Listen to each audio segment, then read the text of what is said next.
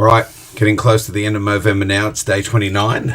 I am going to tonight draw some material out of Patrick Carnes' Facing the Shadow out of chapter 6, which is his beginning thoughts on what is sobriety and how we can be managing life without dysfunctional sexual behaviour.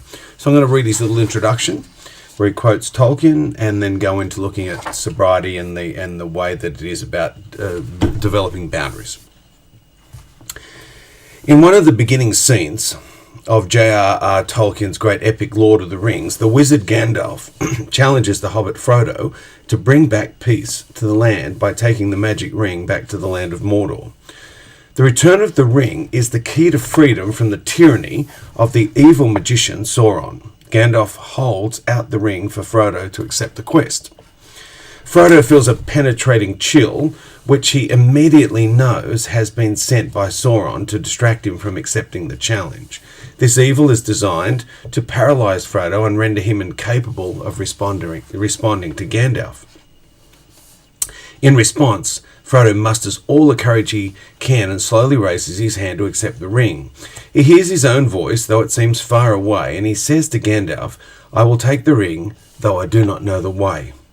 Then Frodo's great quest that brings so much good to so many begins. Of all the great stories of human courage, they all start with the hero not knowing how to do it, but starting anyway. So it is with recovery. The people who succeed in recovery are the ones who start even though they do not know the way. Part of the benefits of the quest is what they learn as they do it. The point is, they start by taking action, and taking action here is establishing sobriety. A famous phrase from the big book of Alcoholics Anonymous is being willing to go to any lengths to get sober. I remember two guys in the early days of sex addiction recovery. They lived on the coast of Louisiana where there was no 12-step groups for sex addiction. They decided to start a group in their own hometown. One of the guys went off to treatment because he was so depressed. The other man put the word out through the local churches and therapists. Every Sunday night, he would put on the coffee and set up the chairs in the meeting room of the local church. No one came. He did that for 5 Sunday nights. Still no one came. On the 6th Sunday, the other man returned from treatment and came to the meeting. That night, a third man also came. Today, that group has grown so much it is split many times. They have an annual retreat on an island off the coast. It started with one man who wanted sobriety so badly, he kept coming even though no one else was there. Sobriety rests on the internal decision that you are now going to do whatever it takes to make it different. So, I'm going to take a sip of tea here. So, sobriety as developing boundaries. In order to make the decision work, it helps to understand sobriety as a boundary problem. Addicts typically have poor boundaries that result in poor impulse control. They learned in their family somehow to take an easier, softer way. When the addiction took over, it became habitual. The other part of the boundary problem is they ended up doing things they did not intend or even want to do. Lack of boundaries made them easily exploited by others. In general, your sexual acting out is really about boundary failure. For many, sobriety is the first concrete expression of meaningful boundaries. Having a clear statement about your abstinence allows you to start the journey back to being yourself. In the previous chapter, you learned the importance of having boundaries as part of damage control. Having the zipper on the inside, staying with a plan, and doing what you have said you would do are all part of developing good boundaries. They are also key to the process of reclaiming yourself. Sobriety is the next phase of boundary development and reclaiming yourself. Learning to set limits becomes a revolution in a recovery person's life. A clear sense of what matters to you now governs your life. Self-respect returns, a new toughness emerges that gains the respect of others, and ironically, the toughness brings a sense of peace never before experienced in your life. So, how boundary failure happens. There are a number of factors that lead to boundary failure. First, the addictive system has a power and momentum of its own. Beliefs and delusion propel the addictive cycle. The resulting unmanageability just intensifies the downward spiral. In the next chapter, we will explore how your biology, and specifically your neurochemistry, has been altered by the addictive process. But for the moment, just consider that there are also biological momentum that is once the addictive cycle is engaged. All those sexual behaviours which have kept you so driven have a power of their own. So all the promises you made to yourself to set limits, boundaries, failed. Part of recovery is to accept that even the most disciplined people are powerless when they have an addiction. In addition, most addicts have other issues that compound the problem, principally family of origin issues. They often serve to strengthen the addictive system. They all affect the person's ability to set limits. What's more, they are critical issues for being a healthy person. And in bullet points that we're about to go through are achievement, self-esteem, accountability, self-care, conscience, realism, self-awareness, relationships, and affect. In therapy, professionals routinely see established patterns for sex addicts in each of these areas. These negative patterns affect the ability to establish relapse-free sobriety. Before exploring the basic elements of sobriety, you need to understand how these issues might undermine your efforts. While all these patterns might not be true for you, chances are some of them will fit. Achievement. Two patterns of achievement stand out for sex addicts. One pattern occurs for the accomplished person who works extremely hard and is quite successful. These addicts are often professionals such as doctors, attorneys, executives, clergy, and entrepreneurs. I can never say that word. Entrepreneurs. They share a commitment to excellence and success that is so potent they become driven people. Minimally, they are constantly so stressed they live in chaos and depletion. Maximally, they may have a problem with compulsive working. They never have time for family or friends, nor do they have much time to reflect on why they're trying so hard. Their sense of worth is measured only by money, power, and recognition. They often are reacting to parents who were successful, and they are trying to match their accomplishments. Or they are attempting to be better than others, such as their parents, or they're seeking a special child status. Some are even trying to settle a score. Their frenetic life usually is rooted in some crazy loyalty to the family, resulting in overextension.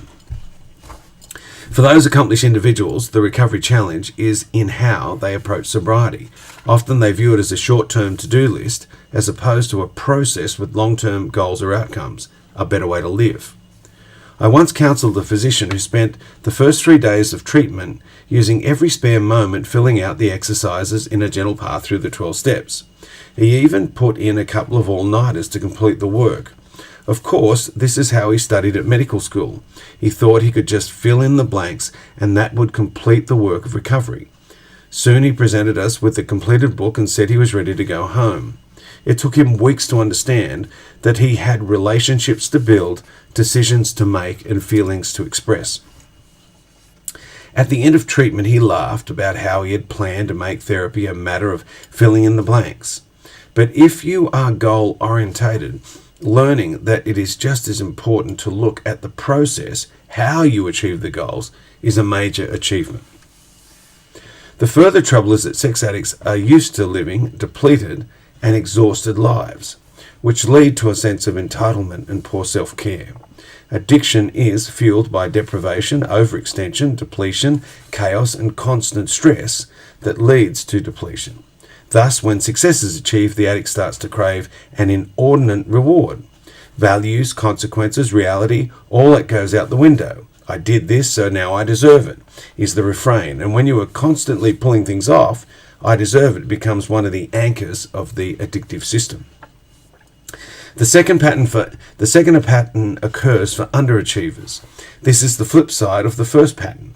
Often underachievers come from families that are successful. Surrounded by success, they see the only way to be noticed is to fail. These addicts become the family problem. School, jobs, relationships, and responsibilities go badly. The addict feels lots of shame, and a curious loyalty emerges among family members. As long as the addict is the problem, no one has to notice the emptiness or the abuse in the family. So being a scapegoat serves a function. In recovery, addicts with this pattern realize that the family is actually invested in the addict staying in trouble. After all, what would happen if the addict became successful and happy? Who in the family would suffer? In other words, as long as the fingers are pointing at the addict, no one else has to look at his or her behaviour. Some even find their marriages have elements of the addict being a problem child. The further trouble here is that the pattern revolves around failure, problems and disappointment. In all the chaos, pain and despair, addicts feel they deserve some relief. They feel betrayed and victimised. And that is often true because they have not taken care of themselves. So they are vulnerable to exploitation by people both inside and outside the family. The net effect is things go so bad, I deserve it. Or so much has happened to me, I deserve it. Or I feel so bad, I deserve it. No matter what, you deserve it. Ironically, overachievers and underachievers get the same result, the belief that they deserve it. In fact, some addicts report having periods in their life which they combine both. When something bad happened, they deserve to act out. When something good happened, they deserve to act out. Finally, it reaches the point where the only something that has to happen is that you feel that you deserve it. The constant is convincing yourself that you deserve it. Feeling that you deserve it is one of the surest roads to relapse. Sobriety will require you look at how you respond to achievement and success and where that fits into your recovery. Self-esteem. Children should be made to feel special, yet in some families specialness becomes problematic. A child can become favoured over others or be protected from consequences or exempted from rules and tasks. The child can even become what therapists call a surrogate spouse, a confidant or helper to the parent in things a spouse should do. The other parent may be absent, abusive, addicted or deceased. The kid becomes the man of the house or My Little Woman. Kenneth Adams' book Silently Seduce, when parents make their children partners, understanding covert incest, has become helpful to recovery from this form of emotional incest. Because of this specialness, addicts may have been catered to and as a result are not conscious of others. They can become self-absorbed with meeting their own needs. They have a minimal sense of their impact on others. They place themselves consistently at the center of things. In its most extreme forms, we call this narcissism or narcissistic personality disorder. Narcissus was a Greek mythological figure who became obsessed with his own image. When it comes to sex addiction, relapse is difficult to maintain sobriety if you are not aware of your own limits or your impact on others. The flip side is also true. Some kids did not feel special. Their self-esteem may even be eroded through abuse and neglect because they feel unworthy. They sabotage things that could go well. They do not believe that they deserve success or attention. They are programmed for failure. Their attempts to do well are undermined and self-fulfilling prophecies about not making it. We do become what we envision. If you do not believe that you can make sobriety work, it will elude you. Being either self-absorbed or filled with shame causes the same result, a distorted picture of your place in the universe. For sobriety to occur, you must develop an appreciation for yourself that is not overinflated or underinflated. If you fit either of the above categories, consider taking some time to sort through these feelings. 1. Start by making lists of events in your lives in which you genuinely could take pride. 2. Compare that list with times you programmed or talked yourself into failure. Times when your own feelings of worthlessness kept you from doing what you needed. 3. Then draw up a list of events where when your preoccupation with self hurt those that you care about. So let me read that one again. Then draw up a list of events when your preoccupation with self hurt those you care about. And 4, on the basis of these lists, make another quick list of your strengths and limitations. You will eventually examine these issues thoroughly when you work on the 4th step. Here, the goal is to provide perspective on what factors may be jeopardizing your sobriety. You might wish to learn about using affirmations. Essentially, affirmations help reprogram you so that you can accept the lovable person you are. The path out of this is to find a way to affirm yourself from within so you have realistic and confident sense of yourself. To learn more about that, see the recommended readings in the back of this chapter. The next one's accountability. Addicts typically resist being accountable because of how rigid or controlling their families were. Most feel that if they caved into others' demands, they would lose their identity. That probably is an accurate perception, because in most families they would have had a hard time developing a separate sense of themselves. Good parents accept that kids do not want to do what their parents tell them and love them anyway. These parents are willing to struggle and show kids the benefits of doing what you have to do.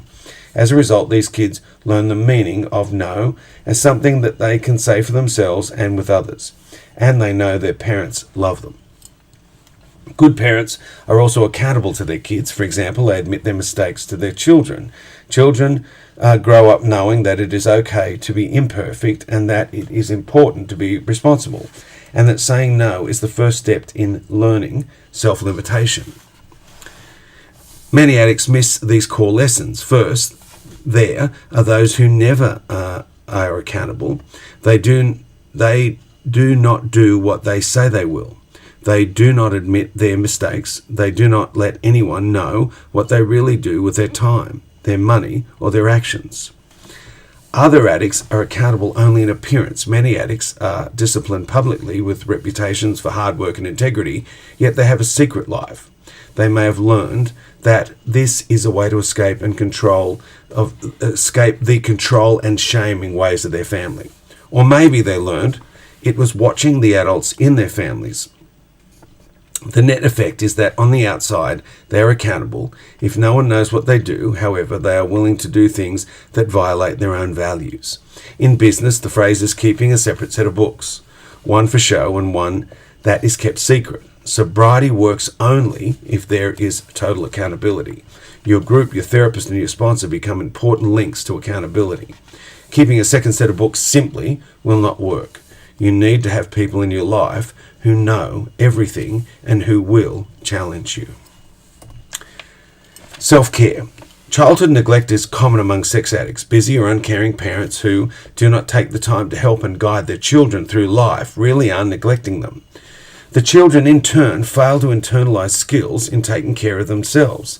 They do not do things to protect themselves from harm and so are at risk of being exploited by others. They often see things they should do or prevent. And yet when disaster occurs, they kick themselves saying, "Why didn't I do something about that when I knew better?" They neglect their own bodies and welfare. In short, they do not love themselves enough to go the extra length for good self-care. For those people, sobriety is difficult because it requires a whole reorientation. They have to take care of themselves to avoid relapse. Other addicts lived with parents who did everything for them. Consequently, they did not learn how to do things for themselves, expecting it to be done for them. I have seen this in wealthy families in which nanny kids have every whim met but still were not convinced of their parents' love. I have also seen parents of modest means protected and catered to their kids who ironically feel unloved. The bottom line is grandiose entitlement. Everything is negotiable. No consequences really hit. No matter what the addict does, someone rescues him or her. They may even be outraged if no one does rescue them. They also are upset when things are not done for them.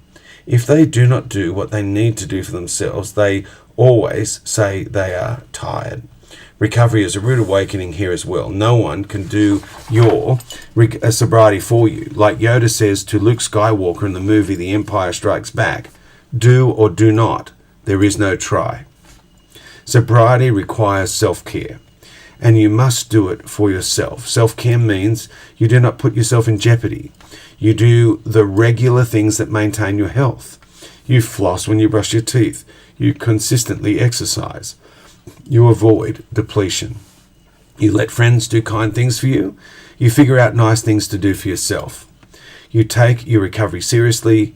You let your sponsor help you. You go to meetings. In short, neither neglect or entitlement works in sobriety. Conscience. Some define conscience as the ability to follow the rules. To some degree, that is true. Some addicts have no remorse for their behaviour, even though they clearly hurt others. It is most, in its most extreme cases, we use the term sociopath when there is no empathy for victims. Usually this term is used with sex offenders, yet some sex addicts have this quality. Often, sex addicts talk about not wanting to see someone again after seducing him or her. Or in prostitution or anonymous sex, part of the deal is no entanglements. Bottom line, this means no regard for the other. This is not sociopathic behaviour, but it does involve having no remorse for behaviour that contributes harm to others. Recovery means taking responsibility for your behaviour. Part of the pain of sex addiction for many sex addicts is that they have violated their value system and they are guilt-driven. One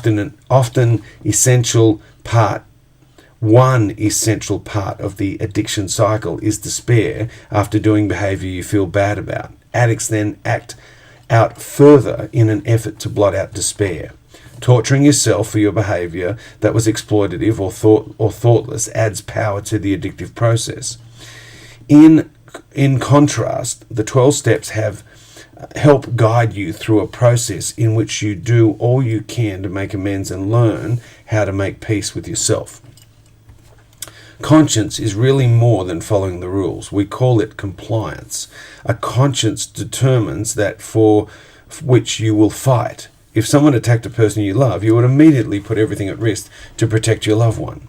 A conscience asks what you are willing to put everything at risk for, because it matters so much. A recovering person draws a line in the sand saying, "This is what matters to me. I will do everything for this."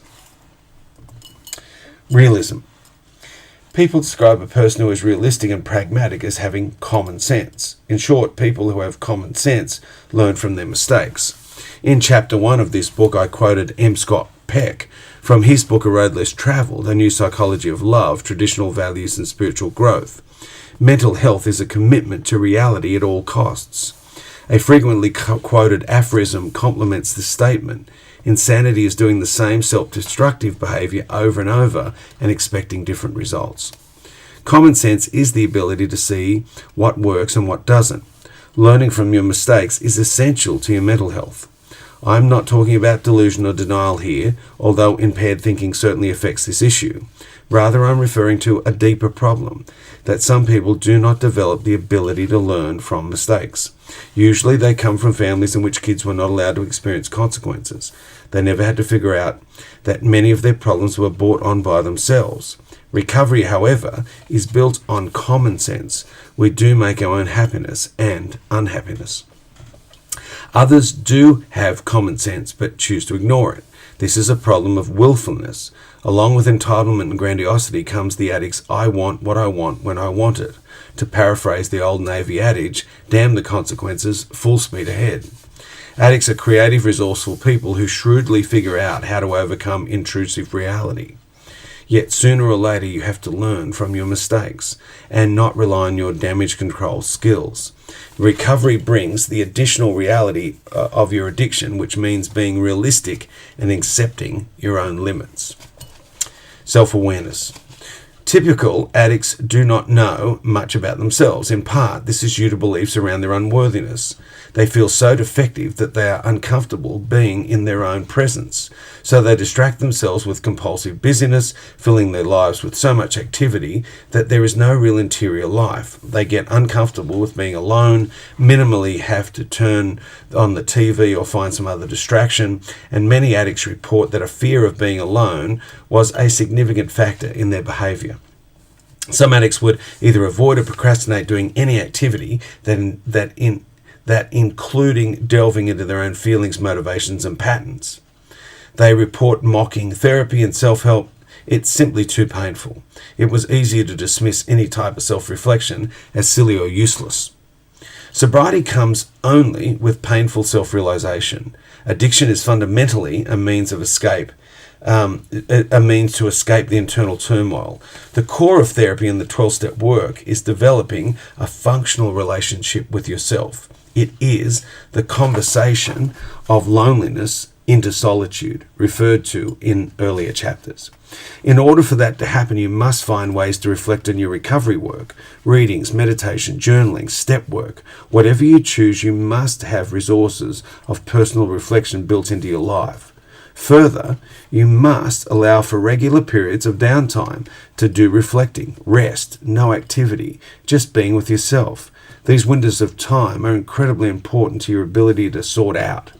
Rest and reflection are key to an examined life. Recovery groups use the phrase that John Bradshaw popularized about becoming human beings versus human doings. There is an essential rhythm to life. You have to observe that is part of accepting your human limits. Stephen Covey refers to it as one of the essentials of effective people. He calls it sharpening the saw. One of the best books on this part of life was by Wayne Muller, called Sabbath, Restoring the Sacred Rhythm of Rest. Relationships. Addicts have incomplete relationships at best. Most addicts struggle with isolation. They handle things on their own, so no one knows just how much they struggle. Ironically, many addicts are social, but they hide their vulnerable parts of their lives. No one sees the whole picture. Yet there is no way out of the shame for the addict who lets no one in. Along with accountability, one has to experience the acceptance and help of others in order to heal. It is the experience of other people that makes your self-acceptance work. One way to make sure sobriety is a second-order change versus first-order change thing is to stay connected with people who know the whole story. Last but not least, affect. Therapists use the word affect to describe our emotional lives. Just as we need intellectual skills, such as problem solving, we need emotional skills, such as handling anxiety and expressing our feelings. Addicts have disordered affect, which means they do not handle their emotions well. People who are new to recovery often tell me that they struggle to have feelings. In many ways, in the past, they were punished for having feelings. In some families, it simply was not acceptable to have an emotional life. Or it may have just been that the family norm was not to express feelings. To survive in either case, your feeling life was shut down. There are additional reasons for disordered affect. For example, some people who are smart learn to rely only on their ability to think and neglect developing their feelings and intuitions. Other people overreact. Simple things escalate to more intense emotional drama. Addicts are particularly prone to using rage to manipulate and intimidate. This rage becomes a self-indulgent extension of I deserve or I want what I want when I want it. Volatile, romantic and intense relationships become a venue for emotional roller coaster scripts of disappointment and excitement. The turmoil obscures the anxiety and the emotions underlying the dramatic senses. I'll read that again. The turmoil obscures the anxiety and the emotions underlying the dramatic scenes. Perhaps the biggest reason for disordered affect is that life was just so painful. It is simply easier to numb everything. Numbing out is one of the benefits of addiction. It keeps feelings at bay. Whether due to high drama or numbness, the result is the same. Core feelings remain unacknowledged. Recovering people often have to start by labeling the most basic feelings: joy, pain, sadness, anger, and fear. That way, they start to gain clarity about what they are feeling. They learn basic strategies around anxiety, such as learning to stay in the here and now rather than stirring themselves up by obsessing about the past or future. The principles of letting go, summarized in the Serenity Prayer, become a life stance for dealing with anxiety and control.